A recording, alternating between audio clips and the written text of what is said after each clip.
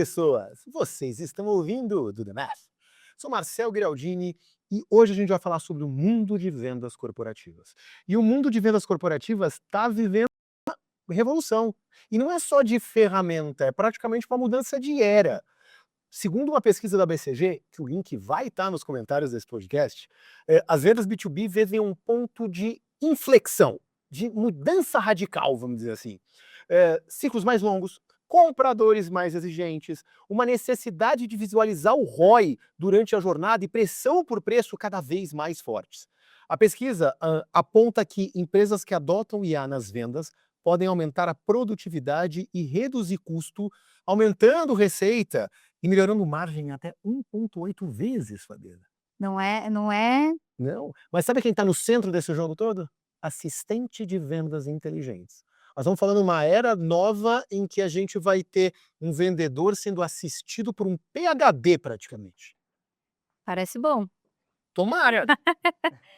E para isso a gente está aqui recebendo o Thiago Julien, sócio-diretor da MEF, líder da iniciativa dos seus assistants. Julien, é um prazer te receber aqui de novo no Do The Math. Quem nos acompanha sabe, tem 2 episódios já que a gente falou dos seus assistants, a gente vai deixar o link aí para vocês acompanharem também e resgatarem.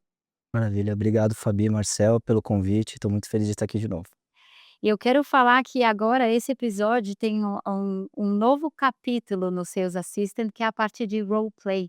E a gente sabe que isso é uma das coisas muito importantes quando a gente está falando em time de vendas, que é essa possibilidade de simular conversas reais e receber um coaching imediato. Perfeito. Muito bom. Vamos começar então a aquecer nosso papo aqui. O Marcel comentou que é uma mudança, é não só uma evolução, mas uma disrupção no modelo de venda. Quando que a ficha caiu, Guilherme? Cara, ótima pergunta. Eu acho que a gente, para responder essa pergunta, vamos voltar um pouquinho atrás e quando a gente lembra, por exemplo, ali mais ou menos na década de 80, principalmente com a metodologia do spin selling, né? O Neil Rackham, o que que ele dizia? Ele dizia que o vendedor, ele deveria olhar para o problema do cliente. Então, o vendedor, a partir mais ou menos ali da década de 80, ele passou a ser muito mais um consultor. E as metodologias, elas vêm avançando desde a década de 80, exatamente nesse sentido, para os vendedores serem mais consultivos e menos tiradores de pedido.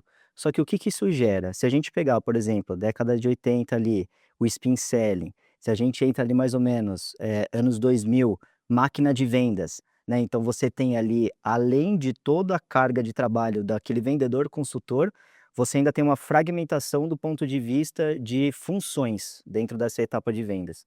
Quando a gente pega ali meados de 2015, o que que a gente tem? A gente tem uma fragmentação dos canais, né. E aí quando a gente evolui, além desses canais, a gente tem, ainda uma evolução, né, da complexidade dos tipos de vendas e aonde que os vendedores eles precisam estar. Então, se a gente pegar numa linha do tempo, a venda não ficou mais fácil, a venda ficou cada vez mais difícil, com mais pessoas, com mais canais, com mais tarefas, e o vendedor tendo que dar suporte para todas essas etapas, né. Então se a gente, fizer uma brincadeira, né, e traçar um gráfico onde no eixo X a gente tem essa timeline, né, da evolução das metodologias de venda, e no eixo Y a gente pegar o nível de esforço dessas metodologias, é uma curva crescente, e ela não vai diminuir. Porém agora, com os agentes de IA, pela primeira vez a gente tem a possibilidade de endereçar esses esforços sem precisar de pessoas. Então, o que você está falando é que a gente vem num processo que, em tese, eu vou colocar em tese para não falar que os outros não eram profissionais, mas que veio se profissionalizando ou até, vamos colocar, se industrializando, né? Foi virando um processo cada vez mais industrial, é uma engenharia de produção, os processos de venda hoje. Só que com o passar do tempo, a carga de trabalho, o esforço individual, ele aumentou conforme a metodologia foi conectado. Ela não foi reduzindo, não foi tal qual uma revolução industrial, em que a gente olha que o nível de esforço humano, ele foi decrescente, não crescente. E aí a gente está num primeiro momento em que esse esforço humano acaba, você tem uma nova evolução que ela inverte a curva. É isso que dá para entender? Exatamente, exatamente. Então, você vê, por exemplo, nesse meado, né, de 2000 até 2015, com a proliferação dos CRMs, o que que aconteceu com os vendedores? Então eles tiveram uma carga muito alta de tarefas, né, então preencher CRM é muito duro, né, e não só dos vendedores, porque, a tarefa de vendas ela foi também segmentada, né. Então ela foi fragmentada, então você tem os SDR, você tem BDR, você tem closer, você tem hunter, você tem farmer. Então assim, essa era da máquina de vendas trouxe, né, a fragmentação, não só das tarefas, mas também da função do vendedor. Então assim, do ponto de vista de tarefas, a gente aumentou muito, claro que a metodologia ela avançou, a gente olha mais, né, para o problema real do cliente, só Ou que a gente deveria. deveria, mas do ponto de vista de tarefas, aumentou de forma significativa. E aí também o que a gente está falando é que uma boa ou talvez a maior parte neste momento e nesse cenário, do tempo do vendedor, ele não está vendendo, ele está Exatamente, ele está tendo que direcionar, preencher CRM, planejar sua visita, estudar sobre o cliente, lembrar de toda aquela reunião que ele teve com o cliente para poder, se preparar para outra visita que ele vai ter na próxima semana, no próximo dia, ou seja, a gente está falando aqui principalmente de vendas complexas, né, vendas B2B, que é onde se baseia esse estudo da BCG. Então você vê que o vendedor ele está se afundando cada vez mais nessas tarefas que são manuais, são importantes, super importantes, né, mas são tarefas super penosas para o vendedor. Sabe, a gente fica olhando a pesquisa, e eu vou falar que tem um número que o primeiro número que me impactou em vários pontos, mas vários deles eu meio que esperava, a gente sabe, de forma, subjetiva, imagina isso. Mas ela traz que 60% do trabalho que hoje está na mão do vendedor, do ser humano que está lá executando venda, ele é um trabalho que, como a Fabi disse, não é um trabalho de vender, mas ele é, vamos dizer assim, ele está no processo de vendas, mas não é o trabalho de vender. E 60% desse trabalho, ele pode ser delegado para um assistente inteligente. E aí eu fiquei com sei lá, com um pensamento ambíguo na cabeça, que me parece assim, hoje em dia, muitas vezes a gente pega e olha para as empresas, sempre tem aquele cara que ele acaba com os processos. Não cumpre, briga, gera estresse, mas ele é o herói solitário. Ele vende. E sobra problema para ele depois, porque ele vende, mas não está alinhado com ou o preço não está alinhado com o time de S&OP, aí vai quebrar a operação, mas ele vendeu. E aí tem os outros que nem vendem. Eu fico em dúvida se esse cara acabou, se ele não pode existir mais no momento em que todo mundo vai conseguir executar o processo melhor, ou se agora ele está ainda com mais, esteroides, o vendedor herói solitário, porque ele consegue ter alguém que faça para ele de forma brilhante o trabalho que por trás das câmeras que ele não executava. Eu fico com essa dicotomia, vamos dizer assim, apesar da pesquisa deixar, claramente colocar, não, esse vendedor morreu, mas eu eu fico com uma dicotomia, será que ele morre ou será que aquele que conseguir se adaptar, se tiver um jeito fácil de acessar essa SA, talvez ele vai ganhar esteroides e vai ficar ainda melhor. Legal, eu tô com você. Eu acho, na verdade, não que esse vendedor morreu, mas ele tem agora a possibilidade de evoluir, né. Então, com assistentes, né, agora nessa nossa era de assistentes, de agentes de IA, podendo endereçar grande parte, né, desses 60% do tempo que ele passa, executando tarefas manuais. Então imagina, qual que é o potencial que ele pode atingir agora, né, porque assim, qual que é o problema do vendedor solitário, do vendedor herói, né? Não é exatamente o que ele produz, é o que, fica escondido e ele poderia produzir muito mais. Então, por exemplo, você pega assim o cara que, ele vende muito e aí você vai ver a cobertura de carteira dele é uma cobertura de 15%. Isso é empírico, a gente tem nos nossos clientes, a cobertura média de carteira de vendedores B2B é uma cobertura, de aproximadamente 15%. Então você imagina, Ele vende muito num pedaço muito é um pequeno. pedaço muito pequeno.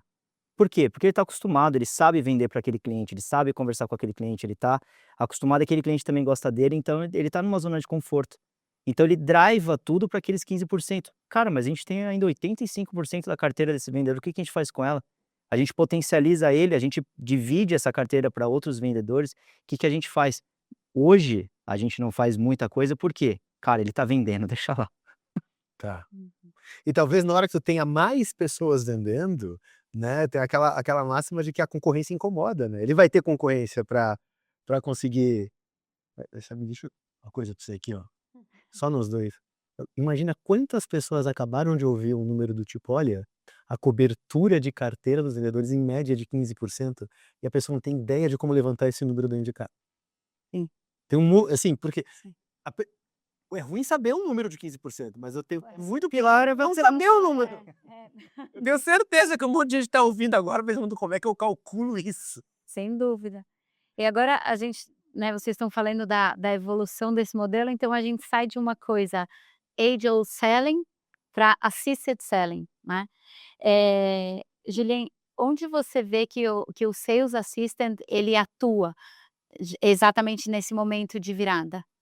Olha, o Sales Assistant, ele de fato não veio para substituir vendedor, né, ele veio para potencializar a atuação do vendedor. Então ele está aqui para poder assistir a atuação do vendedor, então a gente, enxerga que o Sales Assistant está exatamente na vanguarda desse movimento de assistentes de IA e de agentes de IA, para poder transformar esse vendedor em um super vendedor. A gente está falando de o estudo mostra números, os nossos números eu sei que são melhores, se tu quiser trazer algum legal, mas ele fala tipo 50% de melhoria de cross-selling, mais de 60% de melhoria na taxa de aquisição e tudo mais. Então, ao que você entende é que na hora que você coloca um assistente inteligente, ou não só o que você entende que mas a feature, mas pra pessoa entender o que que um assistente inteligente realmente faz com o vendedor, para que ele venda melhor, venda mais e consiga atender mais da sua carteira. O que que é o change game? O que que é a coisa que, se eu for procurar um assistente inteligente, ele tem que ter no mínimo o quê? Legal, boa pergunta. Assim, acho que só para dar um pouco do panorama, né, aonde que o Sales Assistant ele está posicionado, a MEF ela sempre olhou para o resultado do cliente, né, então a MEF é o quê? Ela é uma empresa que ela olha para o resultado dos negócios e a gente faz isso através da tecnologia. O Sales Assistant não é diferente. Então não é a feature pela feature, não é a tecnologia pela tecnologia. Então a gente está olhando exatamente para quê? Aumento de receita ou diminuição de custo. E como que a gente faz isso, né? Quando uma das principais reclamações dos vendedores, em vendas complexas, é chegar no cliente vendido. Então, como o ciclo de venda é muito longo, durante esse ciclo de venda, muitas coisas acontecem com o cliente e ele tem que falar com muitas pessoas dentro daquela empresa. Então, muitas vezes ele chega ali numa visita e o cliente fala assim: tá bom, você veio aqui me vender, certo? Mas e o pedido que eu pedi para devolver porque veio com avaria? O cara, não sei. Só um minutinho, pega o telefone e vai falar com o pós-venda. "Tá, ó, já resolvi aqui o teu pedido que voltou aqui da devolução, tal, vai". "Não, não, não, calma, é porque semana passada eu pedi uma segunda via de boleto para vocês, ai". Então assim, ó, o tempo que ele deveria estar vendendo, ele chega lá, ele fica vendido, não sabe exatamente o que ele precisava falar com aquele cliente e acaba perdendo a venda, porque não está atendendo direito. Então o Sales Assistant ele vem para exatamente preparar esse vendedor e deixar ele pronto para ele não chegar vendido naquela venda, chegar preparado, saber o que que ele precisa falar, saber se aquele cliente tem algum ponto ali que ele precisa tratar, né, antes dele começar de fato aquela venda. Então ele melhora o relacionamento. Melhorando o relacionamento, a gente sabe, né, é muito mais barato você manter um cliente do que você adquirir novos clientes. Então, dessa forma, a gente consegue ao mesmo tempo diminuir o custo, porque a gente tem vendedores muito mais produtivos, e aumentar a receita, uma vez que ele está cuidando muito melhor desse relacionamento. E a gente falou um número que, como o Marcel bem disse, incomoda, que é você pensar: "Putz, o vendedor ele está atuando em 15% da carteira". Eh, quando você comenta isso, então ele vai estar mais produtivo na hora que ele vai se preparar para ir para uma reunião, tal, e ele também consegue, e eu quero que você conte um pouco, como que ele conseguiria então tá, ele está atuando em 15%, como que o Sales Assistant ajuda nos outros 85%? Legal. Primeiro ponto, controle do ponto de vista de quem está gerindo essa operação, ou seja, o time de planejamento e o time de back-office. O que antes eles não sabiam, a partir do momento que eles estão usando o Sales Assistant, eles passam a ver qual que é a cobertura de carteira desse vendedor ou da equipe que eles têm. Então imagina que eles sabem que a partir daquele momento, por exemplo, o meu Cone Sul, ele tem uma cobertura de carteira de 10%. Então eu tenho 90% ainda aqui de possibilidade de endereçar. Então, assim, a gente pode fazer o que com esses 90%? Você pode treinar o teu vendedor, porque não é só uma questão de falar assim: "Vai lá e vende", né. Então e Se fosse, ele já tinha ido, né? se fosse ele já tinha ido, ele quer dinheiro, ele quer comissão. Então assim, é o seguinte, a gente já entendeu esses 90% que você está deixando para trás. Então são empresas do tipo, vou dar um exemplo, né, você está focando muito na indústria e você está deixando o pessoal de varejo de lado. Por quê? Porque você veio da indústria. Então ou a gente passa esses 90% que é de varejo para um vendedor que tem as manhas de varejo, e você faz uma recarterização, ou você treina esse seu tier de vendedores exatamente para eles fazerem o varejo, né. Eu acho que é aí que entra também um pouco dessa nova, funcionalidade que a gente tem no Sales Assistant, da simulação guiada, né, onde a gente pode endereçar esses treinamentos em tempo real na hora que o vendedor quiser, para que ele possa estar melhor preparado para fazer aquelas Ele vendas. fica fazendo pitch de venda mesmo, como vocês assistem, como se tivesse um Como se ele estivesse numa ligação com o cliente, como se ele estivesse numa call com o cliente, ele faz ali uma interação, tá, para poder simular como que seria. E aí o time de planejamento, o time de back office, o time de gestão, eles podem fazer diferentes tipos de simulados. Então, por exemplo, a gente sabe que as empresas sofrem muito quando tem um time de vendas com, times novos de vendas, e a gente sabe que turnover é um problemaço. A média é que a cada 3 anos a gente tenha um time totalmente novo de vendas, né, essa é a média das empresas. A gente tem problema de onboarding de vendedores, ou seja, a rampagem, uma vez que ele entrou, em quanto tempo ele rampa, seja um vendedor novo na casa ou seja um vendedor que está sendo recaracterizado, né. E também o treinamento de novas campanhas, novos catálogos, novos produtos e serviços desses vendedores. Então esses são 3 pontos muito importantes que a gente precisa tratar com os vendedores que essa simulação guiada, endereça, né. Então, por exemplo, se a gente precisa, treinar um novo vendedor, ao invés de você ter que demandar do seu time de back office, etcétera, você coloca ali o Sales Assistant para, por exemplo, treinar ele toda terça-feira com objeções. Então fala assim: "Cara, ó, a gente tem aqui vendas de indústria, tem esses tipos de objeções. Toda terça-feira, meia hora, nosso time do Cone Sul de indústria vai treinar objeções, vai passar meia hora treinando objeções". E o Sales Assistant captura todas essas informações e volta tanto para o vendedor quanto para o time de planejamento, cara, onde é que estão os gaps. É o seguinte, você mandou bem aqui, você não mandou tão bem aqui, que tal você fazer isso na próxima? E você consegue ter uma linha evolutiva do ponto de vista de performance daquele vendedor em cima daquele tema específico que ele está tratando. e esse feedback é na hora, ele fala ali, ó. Na hora.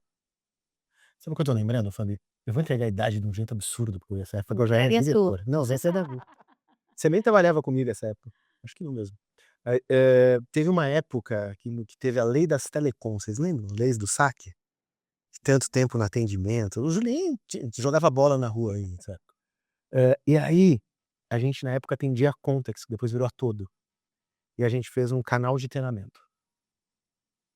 O que esse canal de treinamento fazia? Todo dia fazia o vendedor treinar, que estava ali no principalmente os que estavam fazendo venda, e os de primeiro nível de atendimento, em qual era o processo, o produto, para ser rápido, para conseguir, para atender melhor, e era todo dia, o sistema nem ligava. Então, para quem não acredita que fazer treinamento no vendedor acontece, o que a gente conseguiu nesse processo? Deu 2, 3 meses o Fantástico fazer uma matéria Nossa. sobre as saques, e os únicos projetos que passaram, né, de todos que eles testaram ali, projetos, operações que foram aprovadas de acordo com a lei, no tempo, qualidade de atendimento e tudo mais, foram as operações da Contex que usavam esse nosso negocinho de treinamento, chamava Canal Contex, né, olha, Nossa. muito tempo. E os outros todos reprovados, inclusive os que estavam dentro da Contex. Mas uma coisa que a gente, qual que era o maior problema? Mesmo assim, óbvio, não era perfeita, é tecnologia antiga, estamos falando muito tempo, estamos no começo dos 2000. Feedback. Por quê? Precisava de um ser humano para pegar a prova, ver qual era o problema, sentar do lado, e aí de repente o tempo do feedback fazia com que na hora que aquele cara entendesse, já mudou, o produto já era outro. Então, eu quis pegar esse, quando você contou, eu quis pegar esse case, porque ele mostra 2 coisas, na verdade ele mostra 3 coisas. Uma coisa importantíssima que é o treinamento, manter o time de vendas treinando o tempo inteiro, sempre que possível, e aí você conseguir forçar isso, porque o assistente que está no bolso dele vai fazer. O feedback tem que ser muito rápido, porque esse cara está no mercado, então um desvio, né, um desvio de rota você vai corrigir só muito depois, né, abriu ali a poucos graus na saída, na chegada, né, muda quilômetros o lugar. Então ali já tem um ponto. E o terceiro item interessante, bati muito no Gartner nos últimos podcasts, por causa daquela pesquisa do 98 dos 90 e sei lá, e quase tudo falha do projeto de TI, né? Que aquela pesquisa ela tem um problema, mas eles fazem coisa boa. E tem um artigo que eles fizeram, e a MIT fez um parecido, que eles falam de ciborgues. O Gartner fala de ciborgues, o MIT fala de centauros. Que o futuro são dos profissionais ciborgues, da visão de um, centauros um do outro, mas o conceito é tanto quanto mesmo, que é aquele profissional que conseguir se integrar com a tecnologia. É aquele que no dia a dia dele, a IA estiver integrada. Não tô falando do colocar o chip do Neuralink, não. Ainda. Ainda, talvez um dia. Eu não quero, mas tudo bem. Mas seria uma integração ali quase que simbiótica, que é o que você falou, ele vai fazer uma visita, então me prepara antes. Peraí, eu não sei fazer isso. Eu não sei atender. O que é esse problema do varejo aqui de quebra de prateleira? O cara tá me falando que deu quebra de vitrine, eu não entendo isso. Então ele precisa ter um treinamento daquilo, ele tem na hora, ele chega preparado, né? Então ele consegue. Eu acho que essa coisa de. Quando a gente consegue misturar o componente de treinar com o componente de preparar no on the job, é que a gente vai ganhar não só em produtividade no tempo, que daí a gente poderia medir como eficácia. A gente vai conseguir também ganhar eficiência, porque talvez tu faça melhor aquilo que você nem sabia que deveria estar fazendo. Então, é conseguir casar eficácia e eficiência ao mesmo tempo. Eu acho que isso aí para mim tem pontos que vai mudar o jogo, né, e tem muito a ver com cultura, porque também se o vendedor não adotar isso no dia a dia, e para isso a competição é maravilhosa, né, só precisa que 2 ganhem uma comissão mais gorda porque usaram, que todo mundo vai vir atrás. Exatamente. Não, e também tem um elemento, né, que você falou, assim, desse pessoal que treina, é que, assim, por exemplo, quando você pega um vendedor novo, uma coisa é você fazer uma simulação com ele, de um vendedor experiente, e falar assim: "Fabi, vende aqui pra mim agora, né, essa xícara". Assim: "Putz, mas espera aí, eu sou nova, eu nunca vendi e tal", tem aquela, sabe, aquele negócio. Agora, por exemplo, quando você tem um assistente virtual, não que ele vai substituir 100% o cliente, mas é porque ele consegue pegar aqui: "Tá bom, antes de vender, deixa eu perguntar, ó, quais são os produtos que eu preciso vender para esse cliente?". O assistente vai falar assim: "Então, para esse cliente seria importante você vender esses produtos desse catálogo por causa disso e disso". Ah, legal. E esse cliente ele tá na ativa desde quando? Qual será que seria o melhor rapport para eu conversar com esse cliente? Então ele tira uma série de dúvidas antes, que são dúvidas, mais básicas, né, que ele teria vergonha de tirar com o vendedor mais casca, que a gente sabe como é que é o mercado, que a partir do momento que ele tem esse assistente, ele não tem mais isso. Então ele quebra essa barreira da mesma forma que a gente tem a barreira de língua, né. Então eu estava numa visita esses dias, né, com o Thomas Brits, é um colega nosso de trabalho, e ele comentou exatamente isso, né. Ele falou assim: "Cara, esse módulo de simulação, ele tira uma barreira, né, desse vendedor para ele poder treinar coisas que ele não treinaria, por exemplo, com um humano em primeira instância, né". Ah, tá. O Julinho estava falando, né, são uma série de informações que na verdade ele teria que descobrir sozinho, levaria mais tempo ou, como você mencionou, muitas vezes se é um vendedor novo, ele vai ficar sem graça, até no feedback também, porque a gente sabe se feedback já é difícil para qualquer ser humano, porque fica: "Ai, será? Como eu dou?", não sei o que, a gente vê um monte de coisa assim, putz, e aí você tem que falar que o vendedor não tá saindo bem naquela objeção. Ele não está conseguindo mapear os melhores argumentos, ou enfim. Então tudo isso é um processo que vai quase que cheio de nós ali no meio do caminho, né. É isso, porque, a gente ainda, olha só, né, depois de tantas décadas, a gente ainda tem essa percepção de que venda é talento, né. Ah, o vendedor é talentoso, etcétera. Mas, cara, venda é processo, venda é técnico, o Marcel sabe disso. Ele tem muitos anos né, nessa carreira de vendas complexas, e a gente sabe, é treino, é técnica, é processo, é saber seguir a metodologia. Então, assim, se você não treina, se você não tá sabendo para onde que você tá indo, cara, da onde que vai sair esse seu talento, né? E às vezes é muito difícil você dar esse primeiro passo. Então, principalmente, né, para recaracterização, para novos vendedores, a gente vê que essa funcionalidade ela é, assim, incrível. Um outro ponto que a gente comentou, porque, tem muito a ver com a Math, que é a gente vai resolver o problema, a gente não vai criar simplesmente um gadget legal para o cara ter no bolso, né. E a gente sabe que a IA, ela impulsionou quase um pop-up de um monte de coisas que alguns já estão caindo pelo caminho ali, né. Eh, como você vê, Julien, essa competição, assim, de coisas que às vezes são criadas só porque, porque então a IA faz isso e não necessariamente focada em resolver um problema, eh, e como você descreveria os clientes que estão usando o Sales Assistant, o que que é, assim, muito game changer? Legal. Bom, eu acho que assim, você falou o principal, né, que é o cliente, ele precisa estar a gente precisa estar do lado dele resolvendo o problema, mais importante que ele tem. Então assim, cara, se vai ser com essa funcionalidade de simulação guiada, se vai ser com um roteirizador inteligente, se a gente vai ter um, 2, 3, 4 agentes, cara, meio que isso tanto faz, entendeu? Eh, Aonde está o segredo mesmo é de que forma que a gente tá do lado desse nosso cliente resolvendo o problema mais sério que ele tem na empresa dele. Então, por exemplo, hoje a gente está usando o Sales Assistant na indústria, a gente está usando o Sales Assistant, para o agro, a gente está usando o Sales Assistant no setor de educação, entendeu? Então assim, não é que serve para exatamente tudo, é porque o problema que a gente resolve é o problema do cliente para poder mexer o ponteiro, principalmente de receita e diminuição de custo. Então para a gente não é tecnologia pela tecnologia, até tem um dado, né, no relatório da BCG que, aponta ali que a adoção ela faz ali mais ou menos 90% 90%. é devido a, eh change management, né, e 10% só é tecnologia. E hoje a gente tem essa questão, né, o mercado tá olhando o IA como tecnologia, quando na verdade a gente deveria olhar a IA para resolver um problema para o cliente e a gente não entrar nessa loucura dessa bolha, né. Uhum. Né. A gente fez um um especial, que eu não sei se ele já foi para o ar na hora que a gente tá que depois antes ou depois desse aqui ter feito, sobre visão sistêmica. Eu tenho uma tese, pode falar, a crença é forte demais, eu tenho uma tese que se a gente pegar a IA e deixá-la como um componente isolado dentro de uma empresa, a gente vai criar o paradigma do aprendiz de feiticeiro, sabe? Lembra do Fantasia, do Mickey? Uhum. O Mickey vai lá, faz o passe de mágica, como ele aplica IA, e fala pra, né, ó, tu tem que pegar o máximo possível de água, joga ali e limpa, só faz isso. E aí deu mágica pra vassoura e foi dormir, e deixou fazendo.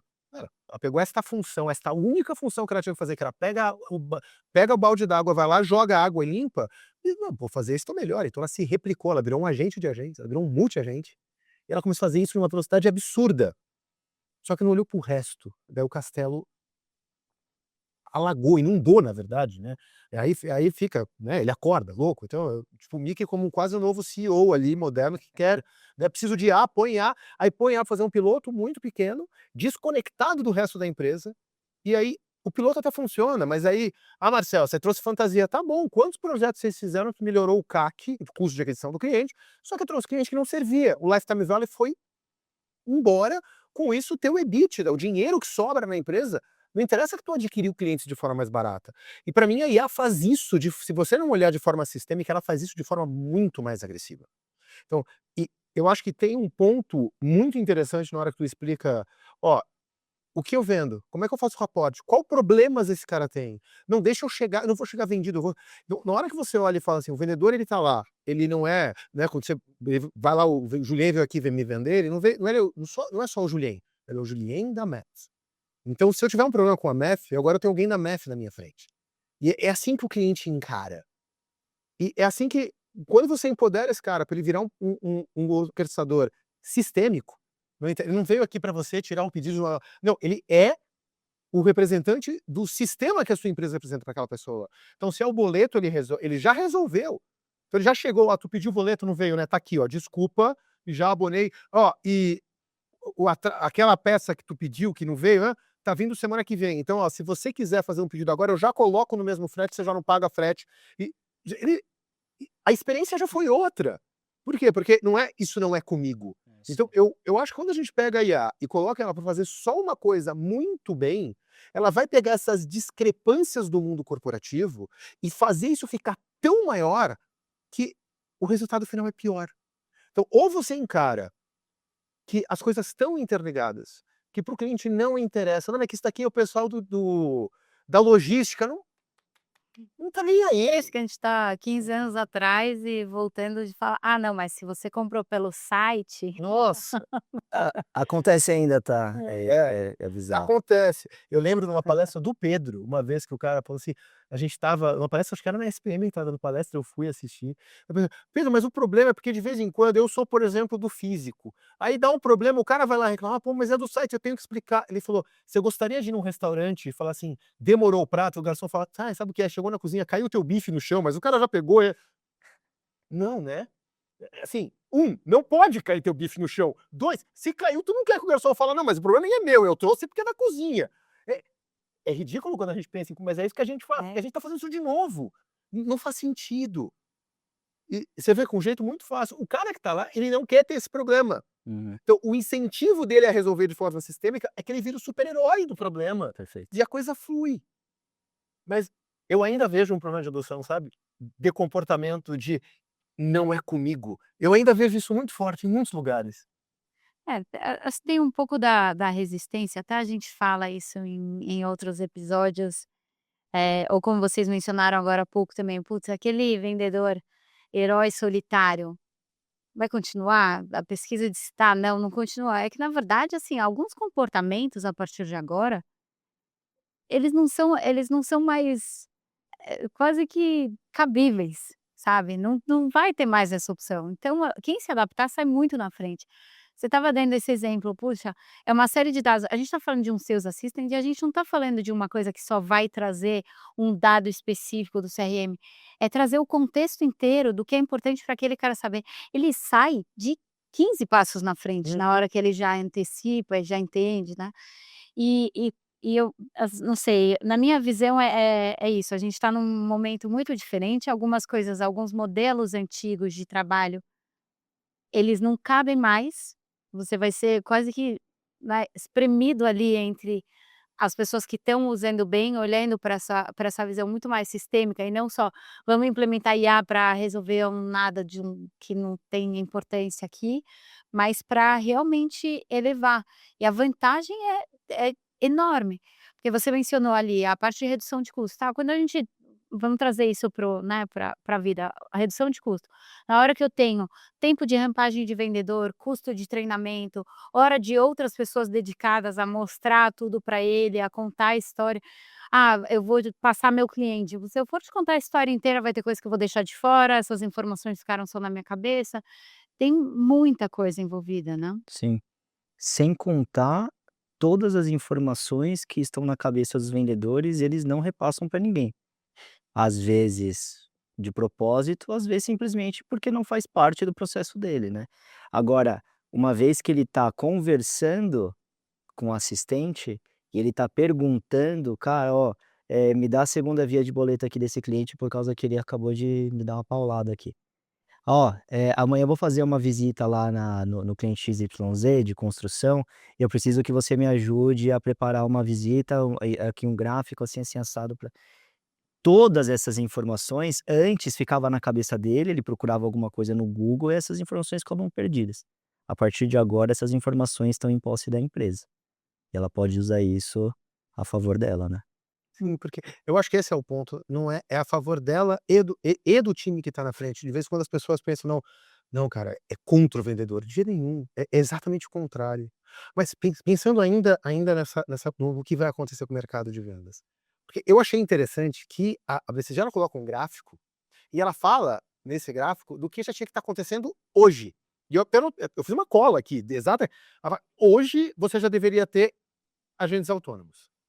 Então, assim, se o cliente quiser fazer uma compra por um WhatsApp ou uma venda transacional, dá até fazer agent to agent, do compra do cliente do lado, de venda do outro. É verdade. Inclusive, quem me acompanhou nas coisas que a gente viu, que eu trouxe do Money 2020, o mercado financeiro está se preparando para isso, para ser agent to agent. Mas hoje também já tinha que estar em personalização extrema. Então, assim, do atendimento do ser humano no site, no boleto, em tudo, no telefone, já tá. Hoje já tinha que estar com o vendedor aumentado, é o termo que eles usam. O vendedor tem que estar aumentado, hoje. A gente acabou passando um pouco por tudo que eles falaram na pesquisa, a gente passou enquanto você explicava o roleplay, explicava essa coisa de se preparar para a reunião, a cobertura para reorganizar e personalizar atendimento. Legal. Podia ser sacana e perguntar daqui 15, vou perguntar daqui 3 ou 5 anos. Como é que você que está estudando o mercado de vendas, criando produtos para modernizar esse mercado, quais são os próximos movimentos que você vê? Legal. Eh, Tem um primeiro ponto importante, né, para responder, que é o seguinte, a gente trabalha com diversos setores e o Sales Assistant está, inserido em diferentes setores também. A gente sempre teve, né, por exemplo, que alguns setores são mais atrasados tecnologicamente do que outros. Vou dar um exemplo. A construção civil, historicamente, ela tem uma distância aí tecnológica de 10 a 15 anos, por exemplo, de um mercado financeiro, do ponto de vista de adoção de tecnologia. Hoje, a gente, tá vendo com a adoção de agentes, esse gap diminuir muito. Então hoje a gente está vendo indústrias no meio da construção, e empresas, né, do mercado financeiro adotando isso de uma forma muito similar, tá. Então o que a gente, o que eu penso, assim, dentro, né, de tudo que a gente está estudando, de todas as informações que a gente está coletando na rua, de todo, o que a gente tem visto de forma empírica, né, com o Sales Assistant, é que de 3 a 5 anos aí, em cima da tua pergunta, é que a gente tenha esses vendedores que estão adotando hoje, né, o Sales Assistant, seja ele um vendedor mais sênior, seja ele mais júnior, independente. Em 3 a 5 anos ele tende a ser um super vendedor. Quando a gente fala que ele vai conseguir ter a visão e o controle do relacionamento 100% do cliente dele.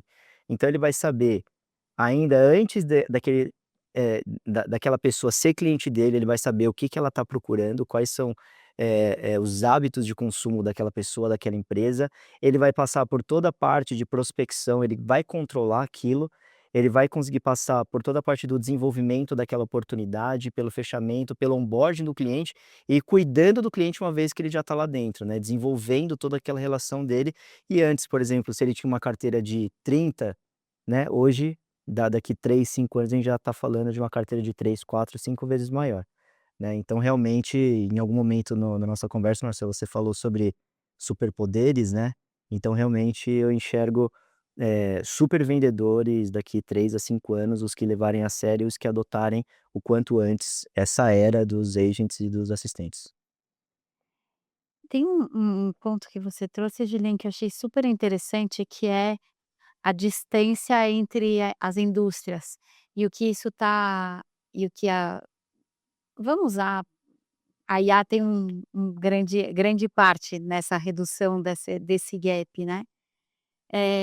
E você até comentou, puxa, construção com o mercado financeiro. O mercado financeiro já é conhecido, a gente sabe que sempre investiu muito, investe muito, tem muita relação com o público final, é totalmente, formado por uma estrutura muito diferente.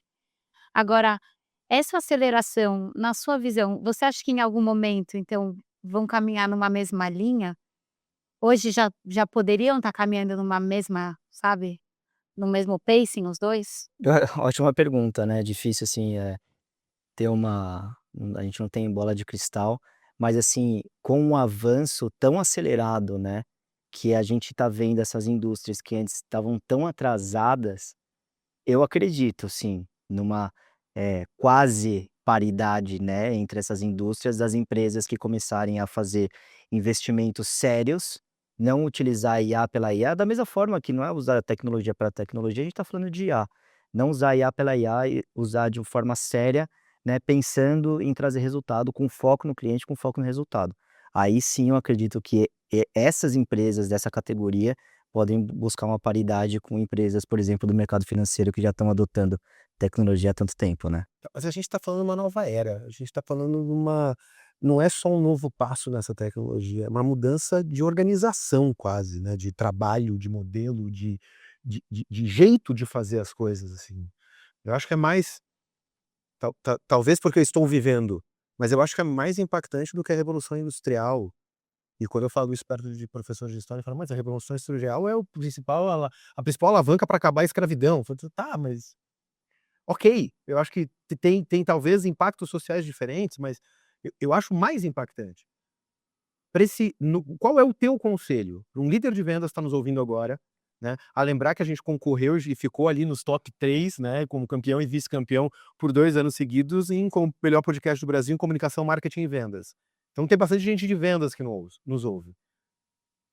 Para os líderes de vendas que estão nos ouvindo, qual é o teu conselho, como é que ele se prepara para entrar nessa nova era agêntica, que ele não a tua visão é: tu não tem opção de não participar, se não participar, tu vai ficar para trás de um jeito que talvez seja um risco existencial, é o que você estava trazendo até agora. Como é que ele se prepara para entrar? Legal. Além de te contratar, tô perguntando o resto.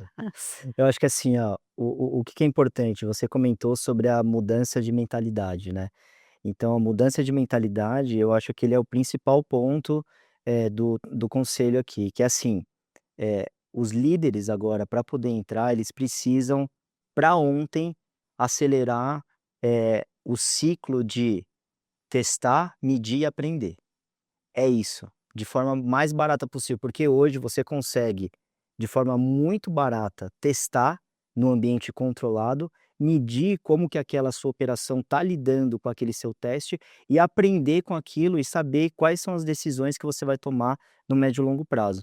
Por exemplo, a gente, né, quando a gente está falando do Sales Assistant, a gente, dependendo do porte da empresa, a gente tem um programa de aceleração de 30 dias onde a gente consegue fazer um piloto com as empresas. Cara, se isso não é completar o ciclo de testar, medir e aprender, eu não sei o que que é. Então, assim, o quanto antes esses líderes precisam entrar nesse ciclo. Rápido, Rápido, pra ontem. rápido. Quem não entra Você tá com seus assistentes aí? Eu tô. Tá, então me vende essa caneta.